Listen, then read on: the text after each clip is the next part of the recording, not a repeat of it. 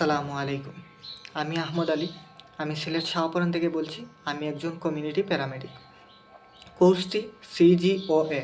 কোর্সটির coordinator শিক্ষক doctor Mizanur Rahman sir এবং doctor পবিত্র স্যার। ধন্যবাদ জানাই স্যারদেরকে। এটি চিকিৎসা ফাউন্ডেশনের বাংলাদেশ বেসিক মেডিকেল এডুকেশনের একটি প্রজেক্ট। কোর্সটি অত্যন্ত শিক্ষণীয় এবং সময়োপযোগী কোর্স ছিল। আমার আজকের টপিক হচ্ছে জরায়ুর মুখের ক্যান্সার, সার্ভাইকাল ক্যান্সার। জরায়ুর মুখ হলো জরায়ুর নিম্নাংশ, যেখান থেকে জনিপথের সঙ্গে সংযোগ হয়। এই অংশের কোষগুলো যখন অস্বাভাবিকভাবে বেড়ে গিয়ে ক্যান্সার হয়ে যায়, তখন তাকেই জরায়ুর মুখের ক্যান্সার বলে থাকে।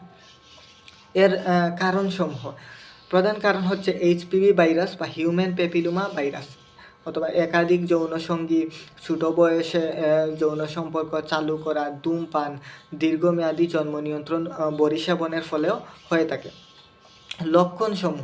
লক্ষণসমূহ অনিয়মিত রক্তকরণ, প্রস্রাবের সময় জ্বালা, কোমরে ও তলপেটে ব্যথা, অস্বাভাবিক রক্তকরণ, দুর্গন্ধযুক্ত স্রাব ইত্যাদি। এটির নির্ণয় করা যায় প্যাপ টেস্ট, HPV টেস্ট, বায়োপসি